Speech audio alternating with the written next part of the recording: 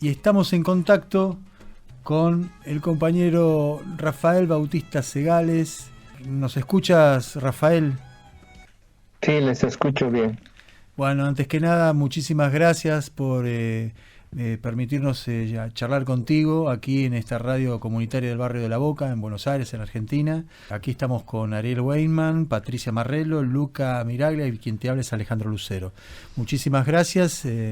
Queríamos saber cómo estabas, cómo te encuentras y poder dialogar un poquito contigo acerca de algunas cosas que nos interesan de lo que has venido presentando en los últimos meses, pero también en los últimos años.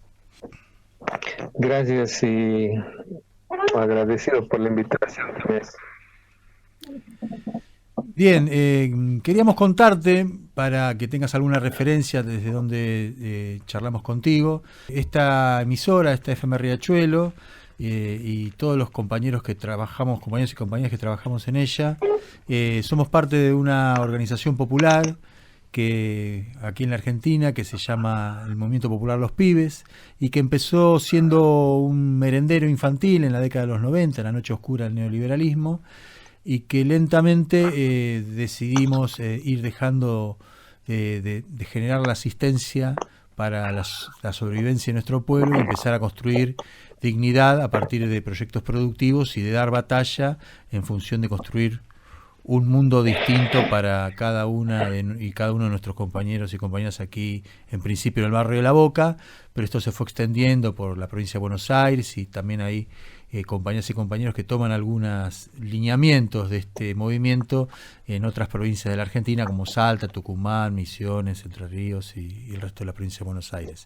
Desde allí es que nos anima la entrevista contigo, porque para nosotros muchas de las cosas que has venido comentando tienen valor de insumo necesario para construir una subjetividad distinta en nuestros propios militantes, digamos, ¿no? Es material de debate lo que tú has producido para poder entender otra lógica necesaria, porque a veces no alcanza a contar las batallas en la calle, las batallas en los territorios, si nuestra subjetividad apunta para otro lado. Y eso no es tan sencillo de lograr. Necesitamos muchos debates, pero también mucha lucha y poder volver a balancear las luchas con más debates. Desde allí nos interesa muchísimo entonces, esto en particular, para empezar por algún sitio, las cuestiones vinculadas a por qué nosotros necesitamos considerar una mitología subjetiva distinta, como tú lo dices, a la del capitalismo para llevar adelante estas batallas, ¿no? Bueno, pero en primer lugar no se trata de una mitología distinta. Y aquí hay que ser incisivos en la explicitación y el esclarecimiento de los conceptos. Ahora, muy bien que toque el tema de la subjetividad, porque es algo que la izquierda ha olvidado a lo largo del siglo XX, y es básicamente esta constancia que se da de modo histórico. La revolución, como hecho objetivo, es producido por un tipo específico de subjetividad. Es decir, la revolución no se produce en la realidad por la inercia de la historia. Ya mucho del marxismo en el siglo XX ha caído en el historicismo mecanicista que creía que el socialismo era inevitable. Y esto nos ha llevado a fracasos que no han permitido que los procesos revolucionarios expandan esa potencia que habían mostrado en sus primeros momentos. Entonces, el asunto de la subjetividad es ahorita lo que se nos está mostrando como un tema que no ha sido abordado por la reflexión, no solo política, sino ya yendo al campo de la ciencia. No ha sido una reflexión epistemológica que debería haber merecido un tratamiento exhaustivo, continuo y consistente, cuyas consecuencias políticas eran evidenciar que no basta con leerse un librito o hacer un curso de formación de 6 meses para constituir revolucionarios que cambien la realidad. El asunto de la subjetividad es más complejo porque los prejuicios, el sistema de creencias, los valores moderno-capitalistas se han naturalizado en la conciencia social. Y cuando decimos se han naturalizado en la conciencia social, estamos diciendo que operan por debajo del ámbito racional y lo estructuran. Y cuando decimos la estructura quiere decir lo dominan.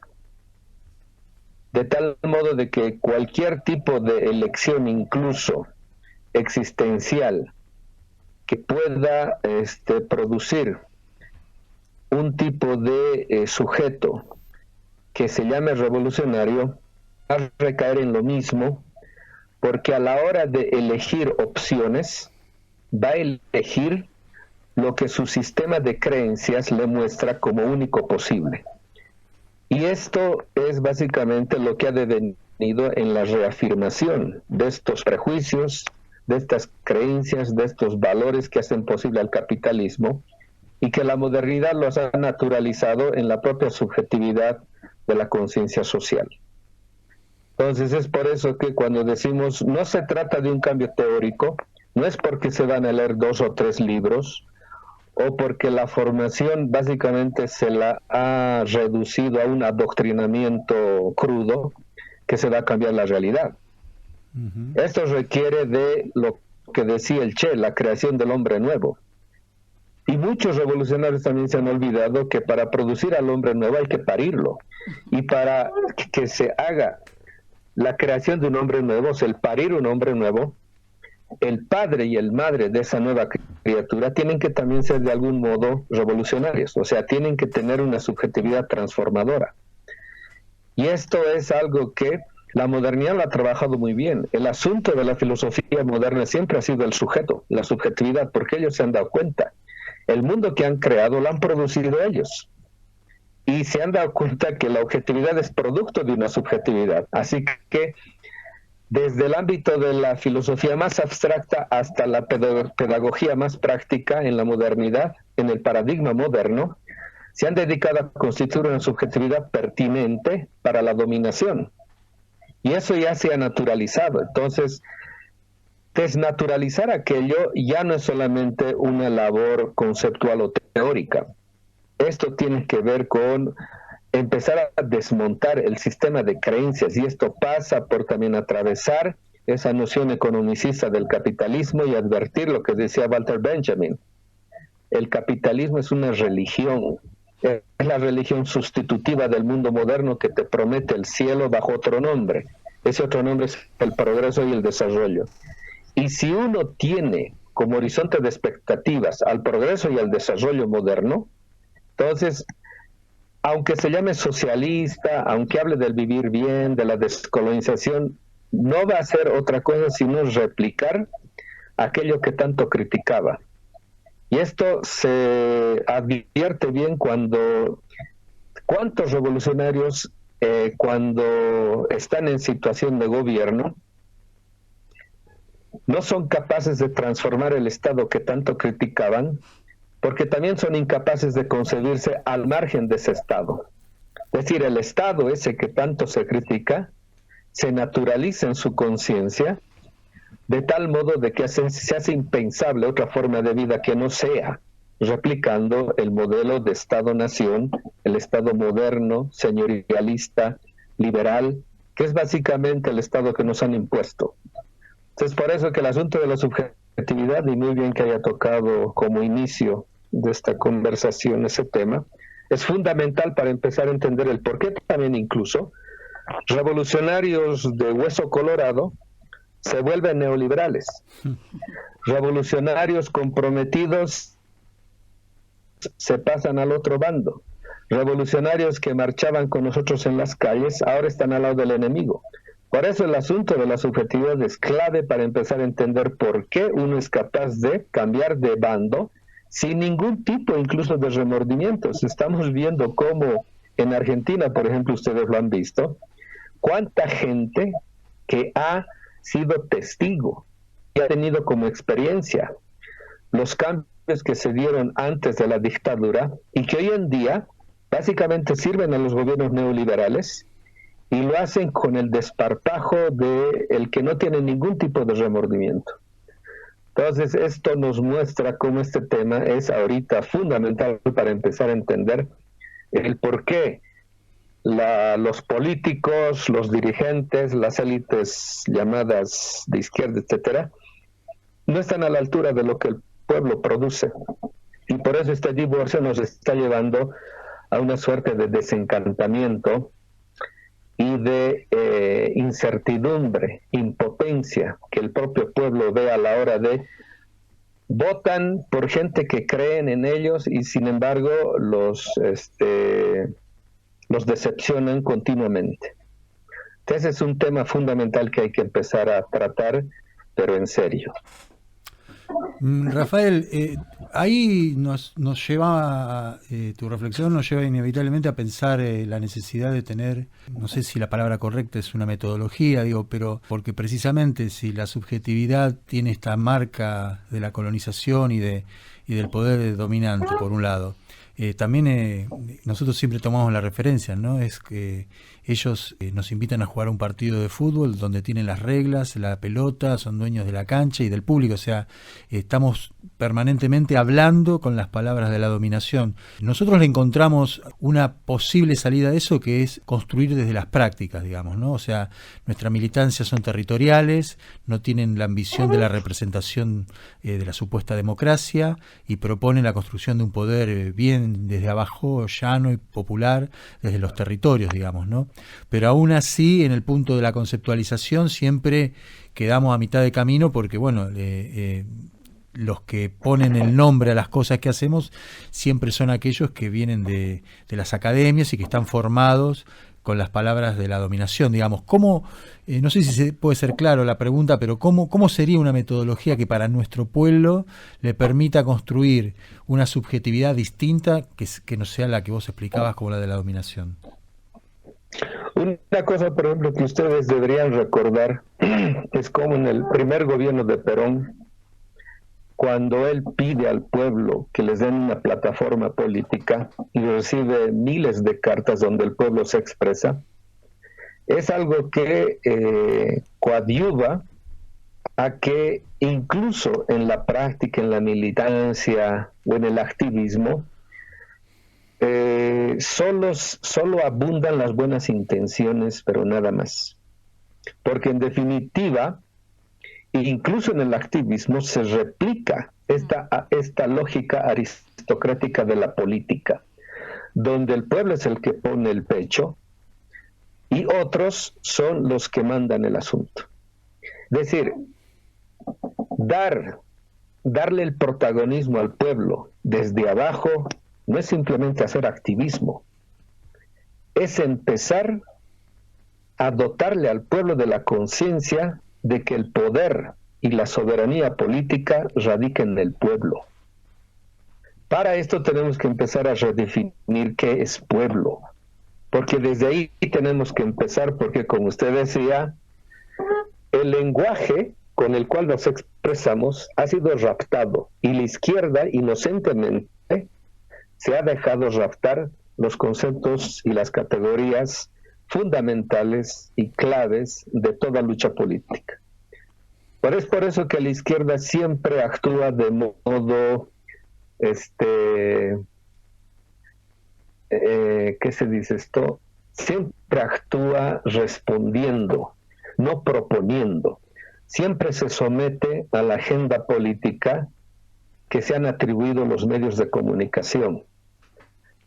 Y en esto, cuando la izquierda cede, no solamente la agenda, sino incluso la nomenclatura, inevitablemente tenemos que remitirnos al lenguaje impuesto.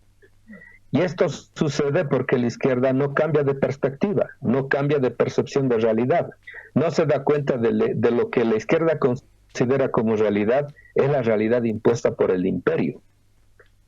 Y mientras nosotros estudiamos inocente e ingenuamente esa realidad que ha creado el imperio ha creado una nueva realidad que igual la vamos a seguir estudiando, y se replica lo que dicen los estrategas de los think tanks norteamericanos. Nosotros solo interpretamos la realidad que ellos han creado y ellos son los que crean la realidad. Entonces ahí mucha gente opta por el activismo y renuncia a la teoría, pero renunciando a la teoría el activismo se vuelve ciego. Entonces ahí otra vez nos llenamos de desilusiones y todo se resume en las buenas intenciones, y por eso cuando nosotros hablamos de descolonización estamos diciéndoles de modo así sucinto y sintético: lo que están pensando no es nada liberador, por eso su praxis también se deduce en una replicación de la dominación existente. Por eso hoy en día, no sé, tanto en Argentina, pero en países como el nuestro, como en Bolivia, hay una tradición que se llama la tradición del antiintelectualismo militante, que también le ha privado al pueblo de contar con las armas necesarias para enfrentar la retórica derechista, oligárquica e imperial. Porque el 50% de la lucha política es discursiva. Y ese 50% incluso decide la dirección de la praxis política. Entonces, en esas condiciones, uno, si persiste en no revisar su horizonte de expectativas, su sistema de creencias, uno no entiende básicamente lo que dice incluso Carl Schmitt, uno de los ahorita más citados dentro del campo de la filosofía política, cuando él dice que la política moderna es teología secularizada. Pero como nuestros dirigentes de izquierda, marxistas, son ateos, son secularistas, no entienden que el capitalismo es una religión y tiene que ser tratado en esos términos. Pero como han despachado de nuestras facultades con la invención de la universidad moderna desde el siglo XIX, con von Humboldt y la Universidad de Berlín como modelo de todo lo que debería ser el sistema universitario, han despachado a la teología de nuestras facultades. No entendemos que el pueblo no se mueve por razones abstractas. El pueblo se mueve por creencias. Es decir, hay un mundo religioso cuya potestad ahorita está en manos de la derecha, y por eso la proliferación de iglesias evangélicas en todo el continente latinoamericano, y que le están quitando no solamente contenido social a la izquierda, sino incluso están generando bases de reclutamiento oligárquico que van a enfrentar cualquier proceso de empoderamiento popular. Entonces, si es que la izquierda no toma en consideración este tipo de temáticas, difícilmente va a poder revertir la situación en la que se encuentra. Patri. No, impresionante lo que acaba de desarrollar Rafael, y me hacía pensar en cómo recuperar el valor sagrado, ¿no? que preservan las comunidades en lucha, que defienden la vida en los territorios y que salen animosamente a batallar sin claudicar y sabiendo cuál es el papel que la historia les da en ese camino de lucha, ¿no? De dónde sacan esa fuerza, esa energía, esa capacidad de lucha que demuestran cuando avanzan hacia la conquista de sus derechos. Eso tiene que ver con el concepto de poder. O sea, la formación política que tenemos en nuestras organizaciones, ya sea tipo partido político o movimientos sociales, etcétera, no entiende, nunca se hacen la pregunta, porque tampoco tienen vivencia de aquello. O sea, se han desprendido como conciencia secular de todo aquello que hace posible incluso la propia fuerza que tiene un individuo cuando se despierta a las 4 o 5 de la mañana, sabiendo que va a recibir discriminación, odio. ¿Cuál es la fuerza que le permite continuar día a día en la brega diaria, en la lucha diaria? No son las fuerzas físicas lo que le levanta cada día.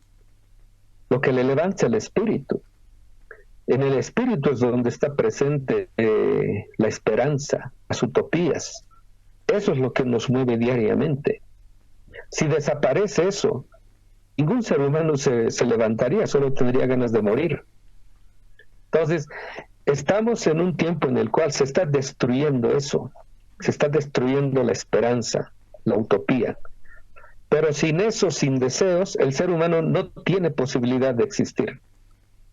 Ahora, eso, que es un dato bien cotidiano, ha sido raptada por la religión oficial, por el cristianocentrismo. Y nos han robado cosas tan cotidianas como es la fe, como si fuese patrimonio exclusivamente religioso. Entonces, recuperar todo eso es lo que nos han enseñado a nosotros en Bolivia, las comunidades y los pueblos indígenas. Es decir, sabiendo que una madre, sabiendo que su hijo va a ir a marchar, sabiendo que ahí puede perder la vida, ¿de qué forma le embiste? ¿De qué forma le envuelve?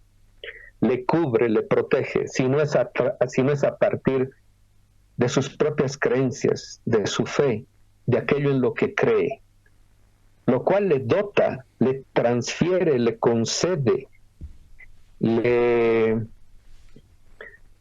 instala, si ustedes quieren, una fuerza y una energía que es en definitiva la que le sostiene. Y esto, por ejemplo, es algo que hasta las iglesias evangélicas le han quitado a la izquierda, cuando la izquierda debería haber promovido, porque la izquierda habla de pueblo. Y el pueblo no es, pues, un objeto de obediencia. Si el pueblo es la sede soberana del poder político, el pueblo es sujeto, no es objeto. Claro. Por lo tanto, la izquierda debería haber promovido comunidades de base. Pero ¿quiénes ahorita producen comunidades de base? Son las iglesias evangélicas. Pero en esas comunidades de base evangélicas ideologizan esas comunidades pro valores oligárquicos, derechistas imperiales. En vez de que la izquierda haya desarrollado comunidades de bases revolucionarias, han dejado que eso lo produzcan las iglesias evangélicas, y ahora estamos con incluso una masa empobrecida que está en contra de los gobiernos populares, en contra de las esperanzas socialistas inclusive. Entonces ahí la vemos bien difícil. Y la izquierda sigue empecinada en creer que la política es puro cálculo político, que el poder es simplemente la lucha de instancias de decisión, y que en vez de obedecer al pueblo pacta con quienes no debe, o sea, con las élites hegemónicas. Y ahí simplemente la izquierda va a ir cediendo y va a terminar por capitular.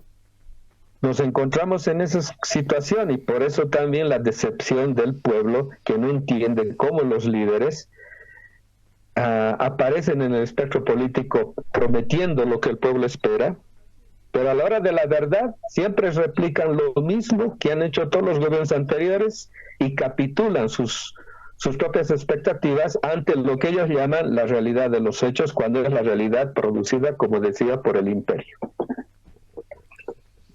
Ariel. ¿Qué tal? Mi nombre es Ariel Weyman, los saludo, y preguntarle, ¿no? Quizás la singularidad que tienen nuestros pueblos, nuestra América, es justamente la lucha que vienen desde el fondo de la historia, ¿no? Que no empezó ahora, que incluso antecede a la propia creación de estos estados-nación. Y sin embargo pienso de que, o escucho cierto, no soy tan pesimista como, por lo menos entiendo su perspectiva, porque lo que vemos, o la singularidad que atraviesa nuestros territorios, es la de pueblos que siguen batallando, que siguen luchando, que siguen poniendo en cuestión este sistema que no solamente es injusto, que es desigual, sino que está poniendo en tela de juicio la continuidad de la vida humana en la Tierra también, ¿no? Bueno, la pregunta sería ahí, ¿de qué sirve que sigamos luchando si no ganamos nunca? Entonces ahí uno tiene que hacerse la autocrítica, ¿no? Es decir, pues parece que necesitamos el tocar fondo para realmente el tener un impulso verdadero para superar este estado de situación. Yo siempre digo, ¿no? La gente quiere escuchar las palabras bonitas, lo que hace la psicología, ¿no? Pintarte bien el asunto para creer que estás bien. Pero así no produces ninguna transformación. Pareciera que es necesario siempre el mostrar este tocar fondo, para realmente decir las cosas están mal y tomarnos la cosa en serio y realmente proponernos un cambio ahora. Es esa categoría filosófica que ahorita aparece mucho con la acción del tiempo mesiánico. El tiempo ahora es lo que en Bolivia produce el pueblo con el eslogan ahora es cuando. No es mañana, no es pasado, no es de aquí a 10 años, no, es ahora es cuando. Solo cuando uno ha tocado fondo es capaz de proponerse el ahora es cuando, porque de lo contrario va a seguir esperando lo que la izquierda siempre ha esperado, ¿no? Cuando las condiciones estén dadas. O sea, las condiciones nunca van a estar dadas si una subjetividad revolucionaria pone esas condiciones. De lo contrario, va a esperar que la historia le sonría, y hasta que la historia le sonría, vamos a acabar pues todos, y no va a haber nadie en pie para demostrarle cuán equivocados estaban los que creían eso. Rafael, la verdad que muy interesante charlar contigo, interesante sobre todo porque sobre el final seguramente empiezan a aparecer algunos puntos de encuentro. Nosotros tenemos la misma lógica respecto de a qué definimos el pueblo que lucha, que es aquel pueblo que no le queda alternativa, precisamente, que es como tú dices, ahí es cuando nuestro pueblo se organiza y da batallas, digamos, ¿no? Claramente entendemos que tiene que ver con una lógica dominante, que tiene que ver con una ética puesta en los bienes, y que mientras tengamos algunas cosas que nos sostienen, que pretendemos postergar esa batalla. Y por eso generalmente nosotros consideramos que nuestro pueblo se organiza y lucha allí de donde, por ejemplo, el marxismo tradicional hablaba del lumpen proletaris, ¿no? Digo, o sea, aquel pueblo que no es precisamente el que tiene organizado una vida con el trabajo, con bienes y demás, sino que es el que no tiene más nada, digamos, ¿no? Allí es donde nosotros consideramos que nuestro pueblo se organiza y lucha y da batallas. Claramente esta es un poco la propuesta de nuestro movimiento, digamos, ¿no? Humildemente somos un pequeño grupo de compañeras y compañeros a lo largo y a lo ancho de este país que van tomando ese hilo, digamos, ¿no? Que empiezan a construir allí donde nuestro pueblo se ha quedado sin nada, digamos, ¿no? Y es el mismo pueblo el que se organiza. No es que hablamos por interpósita persona, somos parte de ese pueblo y acompañamos las tristezas y las alegrías con la austeridad necesaria para llevar adelante una vida distinta donde no queda más elección. Creo que esa es un poco la idea que nosotros venimos trabajando a lo largo de los últimos 25, 26 años. Nacimos precisamente, como solemos decirlo, cincelados por el poder de la dominación. De algún modo no elegimos esta situación, sino que el poder dominante es el que nos marca el rumbo de nuestra infelicidad y nuestras penurias. Pero desde allí surgimos para construir algo distinto. Y a veces necesitamos otros abordajes y a veces necesitamos. La pregunta siempre vuelve al principio, digamos, ¿no? ¿Cómo hacemos para incorporar todos estos saberes? ¿Cómo hacemos para incorporar estos saberes en lo más profundo de nuestro pueblo, digamos? Que por otra parte, te sonará raro, pero claramente consideramos que nuestro pueblo tiene esos saberes. En ocasiones creemos que no se ha enterado que los porta, ¿no? Yo en particular vengo de otra disciplina cercana a la psicología, que no es la psicología, es el psicoanálisis, y siempre decimos que el saber está en el que padece, digamos, ¿no? Que no tenemos nada para decir del padecimiento del otro. Simplemente que lo único que podemos ayudar es a despejar algunos fantasmas. Creemos que nuestro pueblo tiene ese saber, profundamente lo ha construido a lo largo de la historia, y a veces queda atrapado en los fantasmas que le propone la dominación. Por eso nos parece muy importante el tema de la subjetividad. Creemos que las condiciones objetivas para la revolución están. Lo que falta es construir esa subjetividad necesaria que acompañe este tiempo. No sé si podrías redondear un poquillo, yo sé que es una petición un poco exigente para algo tan extenso y tan complejo, pero nos vendría bien para este primer encuentro cerrar un poco esta charla de hoy con un pequeño impas. Hasta la próxima, que nos sugieras algo que te parezca, o como vos quieras cerrar esta charla, esta primera charla, espero que sea la primera y no la última de hoy. Bueno, ahora sí podemos decir lo siguiente, después de habernos puesto en tierra. La esperanza es una memoria que despierta. Y, como decíamos en nuestra conferencia en La Plata, debemos dejar el pesimismo para tiempos mejores. Pero tampoco se trata de ser un optimista ingenuo. Estamos viviendo las épocas más oscuras de la humanidad en toda su historia civilizatoria. Pero dicen los místicos que la verdadera luz nace de la oscuridad más contundente.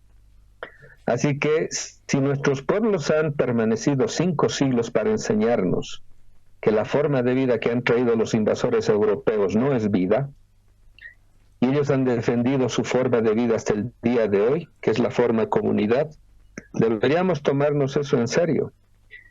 Y el replicar lo que el método crítico siempre ha sido, ponerse en la situación del más excluido, del más negado, del más despreciado, y desde allí emitir el diagnóstico de la patología del sistema mundo. Es decir, el pobre más pobre de los pobres es el que nos puede mostrar una perspectiva privilegiada del mundo en su conjunto, y desde allí empezar a transformar, porque el mundo cambia cuando se cambia de perspectiva, de percepción. Y solo cuando se cambia de perspectiva aparecen las alternativas. Si no se cambia de perspectiva y uno sigue dentro del laberinto de la modernidad, uno no halla salida. Y los ricos del mundo hoy en día, los trillonarios del 1%, han decidido meterse más en el laberinto, meterse más en el callejón. Entonces, desde ahí no podemos proyectar nada. Solo cambiando de percepción y de perspectiva, teniendo un hilo de Ariadna exterior al laberinto moderno, podemos desencubrir la salida, las alternativas. Y como aquí lo han dicho los propios indígenas, ese mundo posible que tanto desea el mundo es nuestro mundo. Y ese mundo ya no es solo posible, sino más necesario que nunca. Bueno, muchas gracias. Gracias. A ti, Rafael, muchísimas gracias y esperemos seguir en contacto. Un abrazo grande. Ok, Saludos. igualmente. Bueno, aquí pasaba por el Gran Pueblo Salud, por la FM Riachuelo, Rafael Bautista Segales, filósofo, ensayista, escritor, poeta, y sobre todo me gustaría definirlo también como parte de los pueblos indígenas que, como acaba de decir, tienen la posibilidad de enseñarnos cuál es el modo de vivir bien, ¿no?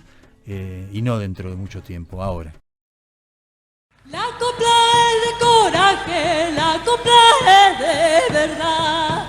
La copla es de veraje, la copla es de verdad. Pueblos que han resistido jamás se olvidarán. Pueblos que han resistido jamás se olvidarán.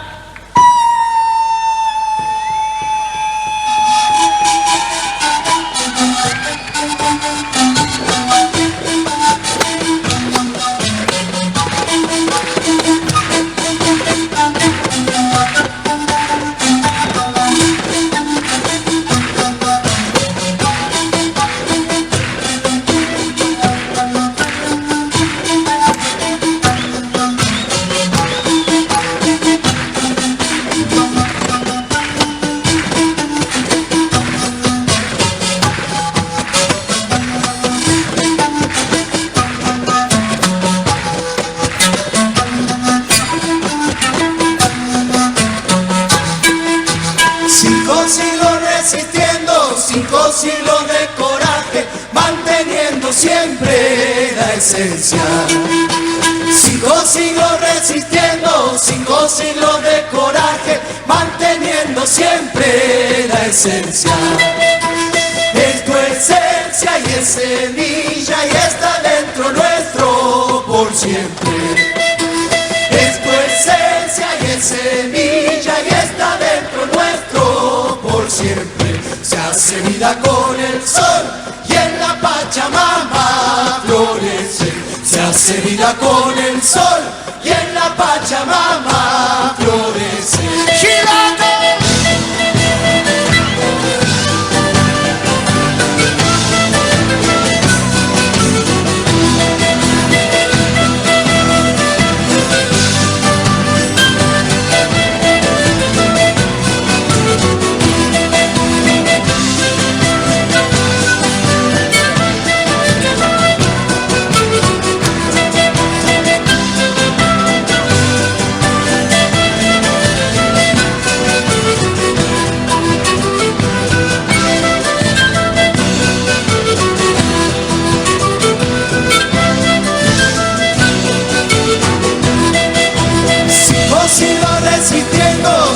Siglos de coraje, manteniendo siempre la esencia. 5 siglos resistiendo, 5 siglos de coraje, manteniendo siempre la esencia. Es tu esencia y es semilla y está dentro nuestro por siempre. Es tu esencia y es semilla y está dentro nuestro por siempre. Se hace vida con el sol y en la Pachamama florece. Se hace vida con el sol y en la Pachamama florece. ¡Arriba Coquín!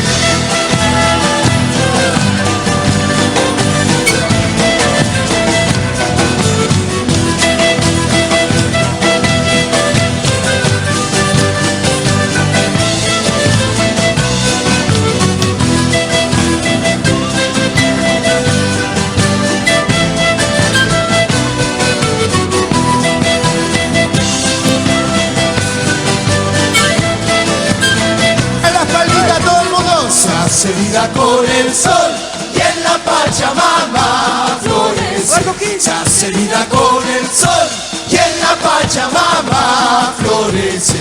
Se hace vida con el sol y en la Pachamama florece. Se hace vida con el sol y en la Pachamama florece. Se hace vida con el sol y en la Pachamama. Una vez más. Se hace vida con el sol y en la Pachamama florece.